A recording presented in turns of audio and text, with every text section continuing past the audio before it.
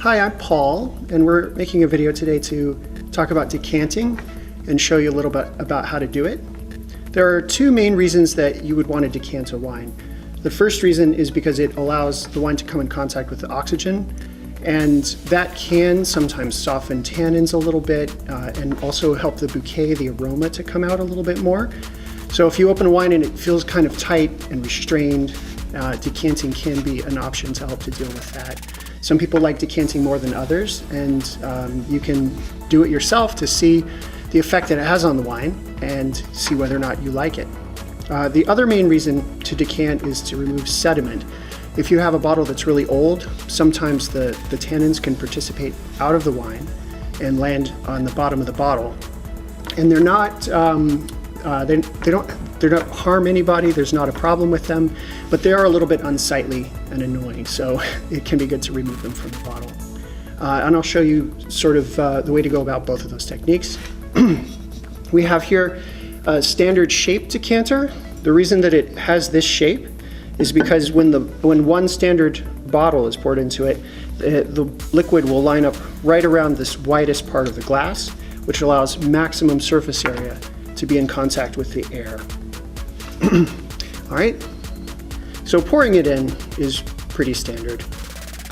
I would say put the mouth of the bottle close enough so that you're not in danger of spilling any of it out, and then pour fairly slowly, because as that wine runs down the edge of the glass, it'll come into contact with more air than if you poured it really quickly.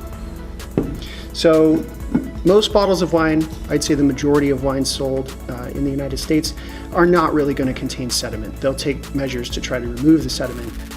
So you're only going to really encounter it in wines that are unfiltered and wines that may be quite a bit older. If that is the case, and if you do think that you're opening a bottle that's, say, 10, 15, 20, 30 years old, and you want to be careful about the sediment, then I would suggest that you find a light source.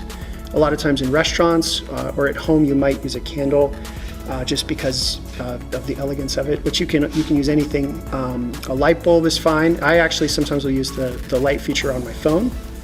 So you put your light source right in front of you, and then you would hold the bottle over the decanter just as usual. And the key here is that the light source should be, or the bottle should be between you and the light source, and it basically just lights up the inside of the bottle, allowing you to see any little specks and sediment that might be possibly coming out into your glass or into the decanter. Again, pour slowly, and I can see that flame through the wine.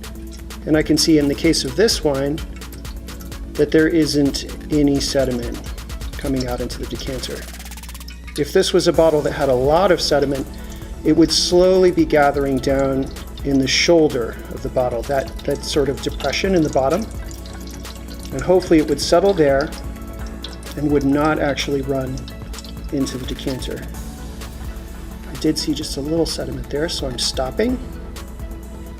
It's kind of essential to this process of decanting to remove sediment that you will end up with a little bit of extra wine at the bottom of the bottle. So don't worry about that. You can either filter that or just leave it. And that's it. The majority of the benefit that a wine receives from decanting happens at the beginning through this process of pouring it in.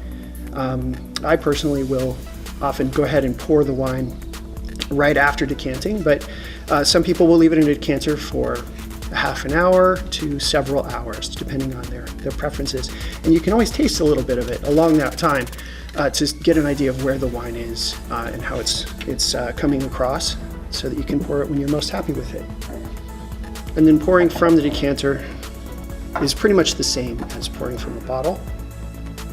I find that a lot of times people go to great effort to try to develop a technique for pouring wine where they're not going to drip on the table. Professionals, in my experience, are more likely to just use a cloth to wipe off the lip so that you don't have to worry about that. So hopefully that gives you a little bit of an introduction to decanting and why you might use it and how to do it.